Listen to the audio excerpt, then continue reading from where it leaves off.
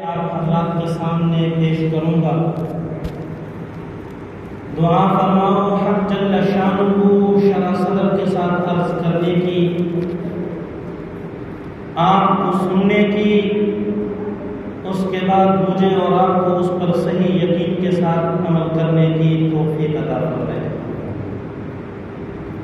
سامعین ذی قدر،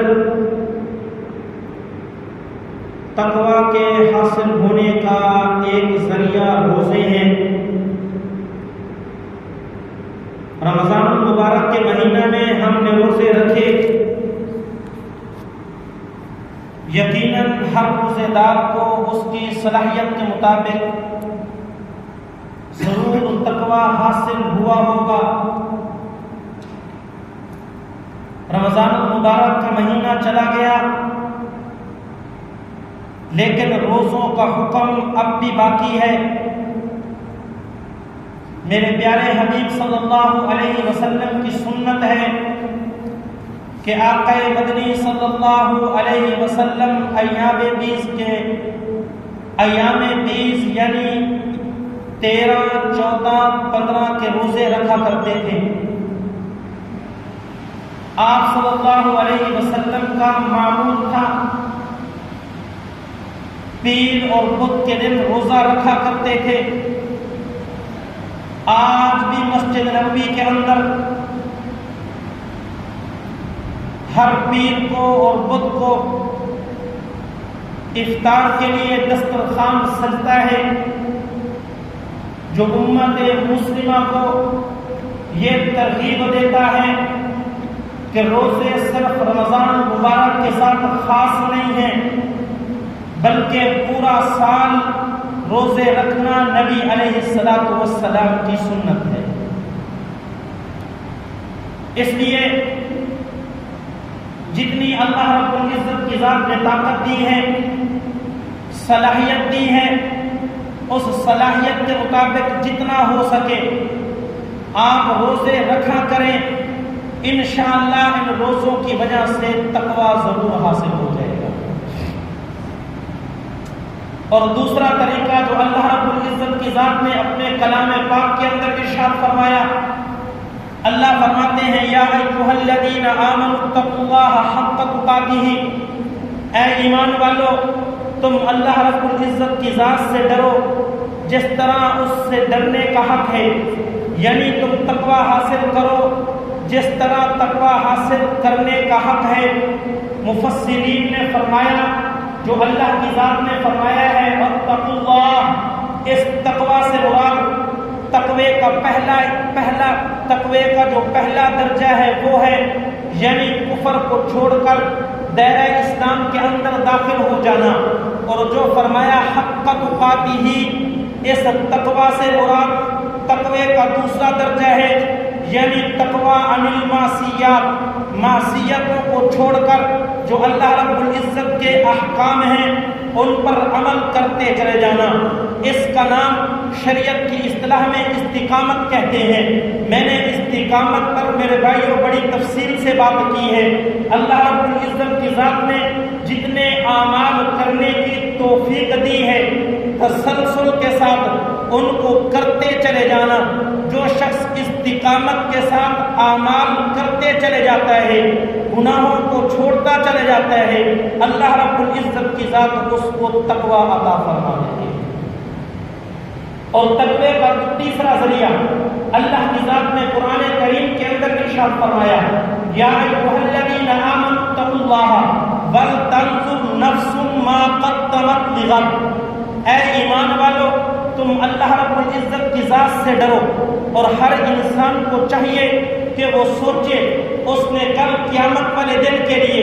کیا اقدامات کیے ہیں، کیا عمل اس نے کل قیامت والے دن کے لیے چھوڑے ہیں۔ تصوف کی اصطلاح میں اس کو میرے بھائیوں مراقبہ کہتے ہیں۔ ہم سارا دن کوئی نہ کوئی عمل کرتے رہتے ہیں، کسی نہ کسی عمل کا ہم حصہ رہتے ہیں۔ جب شام کے وقت ہم سونے لگتے ہیں، سونے سے پہلے آدمی کو تھوڑی دیر کے لیے سوچنا چاہیے کہ اللہ رب العزت کی ذات نے مجھے کیا کیا نعمتیں عطا فرمائی ہیں، میں ان نعمتوں کا جو بدلہ دے رہا ہوں، شکر ادا کر رہا ہوں، کتنا شکر ادا کیے ہیں، میں نے اس کا کتنا شکریہ ادا کیا۔ اللہ کی ذات نے صحیح سلامت کان عطا فرمائے ہیں، میں نے کتنا شکریہ ادا کیا۔ اللہ رب العزت کی ذات نے زبان عطا فرمائی، اللہ کی ذات نے آنکھ عطا فرمائی، اللہ رب العزت کی ذات نے صحت والی عافیت والی زندگی عطا فرمائی۔ میں نے کتنا شکریہ ادا کیا۔ جب بندہ اس طرح سوچتا ہے پھر بندے کو عمل کی توفیق ملتی ہے، اس کو مراقبہ کہتے ہیں۔ پھر کبھی کبھی انسان کو چاہیے کہ اس طرح کا بھی مراقبہ کرے کہ انسان سوچے کہ اب میں بیٹھا ہوا ہوں، اب فرشتے میری روح قبض کرنے کے لیے آ گئے ہیں، میرے ارد گرد میرے رشتے دار موجود ہیں، طرح طرح کی باتیں ہو رہی ہیں، وہ اپنی باتوں میں مصروف ہیں، لیکن فرشتے میری روح لے کر چلے گئے ہیں۔ اب اس کے بعد مجھے تختے پر لٹا دیا گیا ہے، غسل دے دیا گیا، کفن دے دیا گیا، پھر مجھے قبرستان کے اندر منو مٹی کے نیچے دفنا کر میرے رشتے دار عزیز و اقارب دوست سارے اکیلے چھوڑ کر واپس آ گئے۔ اب مجھے وہاں پر بٹھا دیا گیا ہے، منکر نکیر آ گئے ہیں، مجھ سے پوچھ رہے ہیں من ربک، میاں بتا تو صحیح تیرا رب کون ہے، من نبیک، بتا تیرا نبی کون ہے، ما دینک، تیرا دین کیا ہے۔ پھر بندے کو سوچنا چاہیے کہ میں نے دنیا کے اندر اس قدر عمل کیے ہیں کہ میرا یہ جو ایمان ہے، میرا جو دین ہے اس قدر مضبوط ہو چکا کہ میں ان منکرین کو سوال کا جواب دے سکتا ہوں۔ میرے بھائیو، اس کو بھی مراقبہ کہتے ہیں۔ اس طرح مراقبہ کرتے رہنا، اپنا محاسبہ کرتے رہنا، جو شخص اس کو تسلسل کے ساتھ کرتا رہتا ہے اللہ رب العزت کی ذات اس کو بھی تقوی عطا فرما دیتی ہے۔ اور تقوی کا ایک ذریعہ اللہ کی ذات نے بیان کیا، فرمایا یا ایھا الذین آمنوا اتقوا اللہ وکونوا مع الصادقین، اے ایمان والو تم اللہ رب العزت سے ڈرو اور جو صالحین ہیں،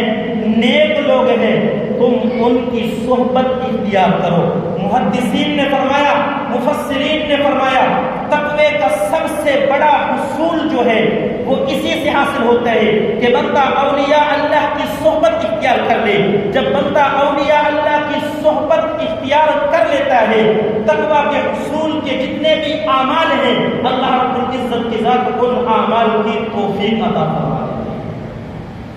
اور اولیاء اللہ کی جو صحبت ہے یہ اس قدر عظیم عمل ہے کہ اسی کی بنیاد پر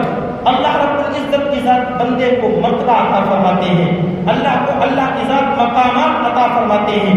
آپ نے سنا ہوگا سب سے زیادہ احادیث جو مروی ہیں وہ حضرت ابو ہریرہ رضی اللہ تعالی عنہ سے مروی ہیں۔ میرے بھائیوں، صحابہ میں سب سے بڑا مفسر حضرت عبداللہ بن عباس رضی اللہ تعالی عنہما ہیں۔ صحابہ میں سب سے بڑے فقیہ حضرت عبداللہ بن مسعود رضی اللہ تعالی عنہ ہیں۔ وَأَقْضَاهُمْ علی، صحابہ میں سب سے بڑے قاضی حضرت علی المرتضی رضی اللہ تعالی عنہ ہیں۔ میرے بھائیوں، وَأَقْرَأُهُمْ أُبَيّ بن کعب، صحابہ میں سب سے بڑے قاری حضرت ابی بن کعب رضی اللہ تعالی عنہ ہیں۔ وَأَشَدُّهُمْ فِي أَمْرِ اللَّهِ عمر، دین کے معاملے میں سب سے زیادہ سختی کرنے والے حضرت عمر فاروق رضی اللہ تعالی عنہ کی ذات ہیں۔ لیکن ان سارے صحابہ کے اندر اللہ رب العزت کی ذات نے حضرت ابوبکر صدیق رضی اللہ تعالی عنہ کو سب سے زیادہ فضیلت عطا فرمائی ہے۔ پوری امت کا اس پر اجماع ہے کہ افضل الناس بعد الانبیاء ابو بکر صدیق، کہ انبیاء کے بعد سب سے زیادہ فضیلت جس شخصیت کو حاصل ہے اس شخصیت کا نام حضرت ابوبکر صدیق رضی اللہ تعالی عنہ ہے۔ میرے بھائیوں، آپ کو علم ہوگا کہ ان کو اللہ کی ذات نے یہ فضیلت اس لیے عطا فرمائی تھی کہ وہ سب سے پہلے نبی علیہ السلام کی صحبت کے اندر گئے۔ ان کو نبی علیہ السلام کی صحبت سارے کے سارے صحابہ سے زیادہ ملی ہے۔ اللہ رب العزت کی ذات نے حضرت ابوبکر صدیق رضی اللہ تعالیٰ عنہ کی صحابیت کو، ان کی صحبت کو قرآن کریم کی زینت بنایا۔ فرمایا اذ یقول لصاحبہ لا تحزن، یہاں پر صاحب سے مراد حضرت ابوبکر صدیق ہیں، چونکہ ان کو صحبت سب سے زیادہ ملی، اس لیے اللہ رب العزت کی ذات نے ان کو فضیلت کی سب سے زیادہ۔ حضرت امیر معاویہ رضی اللہ تعالیٰ عنہ نبی علیہ السلام کے جلیل القدر صحابی ہیں، لیکن ان کا جو دور تھا میرے بھائیوں بہت سارے فتنوں نے ان کے دور کے اندر جنم لیا۔ ایک بد امنی کا دور سمجھا جاتا تھا، میرے بھائیوں حضرت امیر معاویہ رضی اللہ عنہ کا دور چلا گیا، پھر حضرت عمر بن عبد العزیز رضی اللہ رحمۃ اللہ علیہ کا دور شروع ہوتا ہے۔ میرے بھائیوں یہ انتہائی امن کا دور تھا، اللہ رب العزت کی ذات نے بڑی فراوانیاں عطا فرما دی تھی، مسلمانوں کے اندر اتفاق تھا، اتحاد تھا، جتنے فتنے تھے اللہ رب العزت کی ذات نے سارے فتنوں کو ختم کر دیا۔ حضرت عمر بن عبد العزیز رحمہ اللہ تعالیٰ کے بعد ایک بزرگ آئے ہیں جس بزرگ کا نام عبداللہ بن مبارک ہے، حضرت امام ابو حنیفہ رحمۃ اللہ علیہ کے جلیل القدر میرے بھائیوں شاگرد ہیں۔ دنیا کے اندر جتنے بھی لوگ آئے ہر ایک پر کسی نہ کسی نے کوئی نہ کوئی بہتان لگایا ہے، کسی نہ کسی اعتبار سے جرح کی ہے۔ ایک شخص ایسا ہے جس پر کسی نے بھی کبھی کوئی جرح نہیں کی، سب کے ہاں متفق علیہ شخصیت ہے، اس کا نام عبداللہ بن مبارک کہتے ہیں۔ میرے بھائیوں ایک سے بعد میں کسی نے پوچھا اے عبداللہ بن مبارک بتاؤ تو صحیح حضرت امیر معاویہ بہتر تھے یا حضرت عمر بن عبد العزیز رحمہ اللہ تعالیٰ وہ بہتر تھے؟ میرے بھائیوں حضرت عبداللہ بن مبارک رحمۃ اللہ علیہ فرمانے لگے تم تو حضرت امیر معاویہ کی بات کرتے ہو، بلکہ میں کہتا ہوں حضرت امیر معاویہ رضی اللہ تعالی عنہ نے نبی علیہ الصلوۃ والسلام کی صحبت میں جس گھوڑے پر سوار ہو کر نبی علیہ الصلوۃ والسلام کے ساتھ جہاد کے لیے گئے ہیں، ان کے گھوڑے کے قدم لگے، وہاں سے ایک غبار اٹھی، وہ حضرت امیر معاویہ رضی اللہ تعالی عنہ کے گھوڑے کے لکھنوں کے اندر چلی گئی۔ فرمایا وہ جو غبار ہے حضرت عمر بن عبد العزیز رحمۃ اللہ علیہ اس غبار سے بھی بہتر نہیں ہو سکتے، اس لیے کہ حضرت امیر معاویہ رضی اللہ عنہ کو نبی علیہ الصلوۃ والسلام کی صحبت ہے۔ ساری امت کا اجماع ہے جس نے صرف ایک گھڑی ایمان کے ساتھ نبی علیہ الصلوۃ والسلام کی صحبت اختیار کر لی ہے، پوری امت کے اولیاء اکٹھے ہو جائیں اس صحابی سے بہتر نہیں ہو سکتے۔ اس کو کہتے ہیں میرے بھائیوں صحبت کی برکت۔ میرے بھائیوں جس شخص کو بھی صحبت کی برکت حاصل ہو جاتی ہے اللہ رب العزت کی ذات اس کا حسد اسی شخص کے ساتھ کرتا ہے۔ آقا مدنی صلی اللہ علیہ وسلم نے بخاری شریف کے اندر اچھی صحبت اور بری صحبت کی ایک مثال بیان کی ہے۔ آقا مدنی صلی اللہ علیہ وسلم نے فرمایا اچھی صحبت کی مثال عطار کی ہے۔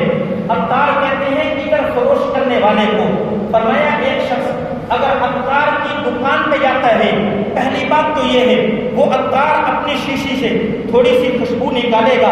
اس کے ہاتھ پہ لگا دے گا، یہ شخص معطر ہو جائے گا۔ میرے بھائیوں اور جو میرے پیغمبر نے فرمایا کہ جو بری صحبت ہے اس کی مثال ایک بٹھی کو سلکانے والے کی ہے۔ بندہ ایک لوہار کے پاس جاتے ہیں جس نے بٹھی کو سلکایا ہوا ہے، اگر یہ شخص وہاں پر گیا اور کوئی چنگاری اڑی اس نے آ کر اس کے کپڑوں کو میرے بھائیوں جلا دیا، لیکن اگر اس نے اپنے کپڑوں کو سمیٹ بھی لیا، کپڑے اس نے بچا بھی لیے تو وہاں پر دھواں تو اس کو ضرور پہنچے گا۔ اگر دھواں بھی نہیں پہنچتا تو پھر کسی نہ کسی حد تک سیک تو اس کو ضرور پہنچ جائے گا۔ میرے نبی نے فرمایا جو اچھی صحبت ہے اس کی مثال عطار کی ہے۔ جو شخص کسی نیک آدمی کی صحبت میں جا کر بیٹھتے ہیں اللہ رب العزت کی ذات اس کو اس کی صحبت کا فائدہ ضرور عطا فرما دیتے ہیں، لیکن اگر کوئی شخص کسی برے شخص کی صحبت کے اندر جا کر بیٹھتے ہیں اس شخص کو اس کی بری صحبت کا نقصان ضرور حاصل ہو جاتا ہے۔ اس لیے فرماتے ہیں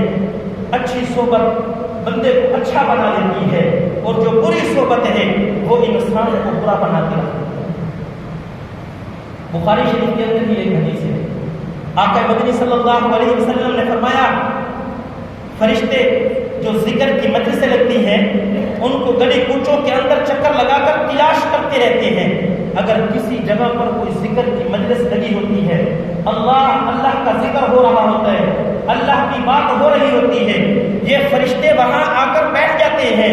اور ان کے لیے رحمت کی دعا کرتے ہیں۔ جب ان فرشتوں کی ڈیوٹی تبدیل ہوتی ہے یہ اللہ رب العزت کے ہاں واپس جاتی ہیں، اللہ رب العزت کی ذات ان فرشتوں سے پوچھتی ہے اے فرشتوں بتاؤ تو صحیح تم میرے بندوں کو کس حالت کے اندر چھوڑ کر آئے ہو۔ میرے بھائیوں یہ فرشتے اللہ کو جواب دیتے ہیں اے اللہ آپ کے بندے آپ کا ذکر بلند کر رہے تھے، آپ کے بندے آپ کو یاد کر رہے تھے۔ میرے بھائیوں حضرت ابو ہریرہ رضی اللہ عنہ سے حدیث مروی ہے، ان میں سے اللہ کی ذات فرماتی ہیں جو لوگ مجھے یاد کر رہے تھے تم گواہ رہو میں نے ان سارے کے سارے لوگوں کو معاف کر دیا۔ حضرت ابو ہریرہ رضی اللہ عنہ سے حدیث مروی ہے، وہ کہتے ہیں پھر ان فرشتوں میں سے ایک فرشتہ اللہ رب العزت سے خطاب کرتے ہوئے کہتے ہیں کہ اے اللہ ان میں ایک شخص ایسا بھی تھا جو ذکر کی نیت سے نہیں آیا تھا بلکہ اپنی حاجت کے لیے آیا تھا، اپنی ضرورت کے لیے آیا تھا، اس کی نیت ذکر کرنے کی نہیں تھی، تجھے یاد کرنے کی نہیں تھی۔ اللہ کی ذات فرماتی ہے اے فرشتے تم گواہ رہو میں نے اس کو بھی معاف کر دیا، اس لیے کہ اللہ فرماتے ہیں میرا اصول یہ ہے لا یشقى جلیسہم، جو شخص بھی اللہ والوں کی مجلس کے اندر آتا ہے میں اس شخص کو کبھی نامراد واپس نہیں لے جاتا۔ اس لیے میرے عزیزوں مجھے اور آپ کو سوچنا ہے، سب سے پہلے ہم نے اپنی صحبت کو اچھا بنانا ہے۔ جس کو بھی دوست چننا ہے دوست ضرور بنائیں۔ دوست ایک بازو ہوا کرتا ہے لیکن دوست ایسا چنیں جس کے عقائد ٹھیک ہوں۔ دوست اس شخص کو بنائیں جو نیک ہو۔ جب آپ نیک کو دوست بنائیں گے میرے بھائیوں وہ نیک آدمی آپ کو بھی نیک بنا دے گا، اس لیے کہ میرے پیغمبر کا یہ فرمان ہے، آقا مدنی صلی اللہ علیہ وسلم نے فرمایا المرء علی دین خلیلہ، کہ انسان اپنے دوست کے دین پر ہوا کرتا ہے۔ جو اگر کسی آدمی کے عقائد کو معلوم کرنا ہے، کسی آدمی کے آپ نے میرے بھائیوں دین کو معلوم کرنا ہے، کسی آدمی کے آپ نے اعمال کو معلوم کرنا ہے تو آپ اس کے دوست کو دیکھ لیں، اس کے دوست کے جو عقائد ہوں گے وہ جو آدمی ہے اس کے عقائد بھی ایسے ہی ہوں گے، اس لیے کہ میرے پیغمبر کا یہ فرمان ہے المرء علی دین خلیلہ، کہ جو آدمی ہے وہ اپنے دوست کے مذہب پر ہوا کرتا ہے، اس کے دین پر ہوا کرتا ہے۔ آدمی اگرچہ نیک بھی ہوگا دوسرے برے آدمی کو اس نے دوست بنا لیا تو ایسا ایسا یہ جو برا آدمی ہے اس نیک کو بھی اپنی صحبت کے اندر برا بنا دے گا۔ میرے پیغمبر نے فرمایا فَلْيَنْظُرْ أَحَدُكُمْ مَن يُخَالِفُ، جب بندہ اپنے دوست کے دین پر ہوتا ہے تو پھر ہر آدمی کو سوچنا چاہیے کہ وہ کس آدمی کو اپنا دوست بنا رہا ہے۔ ایک اور حدیث میں میرے آقا نے فرمایا لا تصاحب الا مومنا، تم نے صرف مومن آدمی کو، مومن میرے بھائیو صرف کلمہ پڑھنے والے کو نہیں کہتے،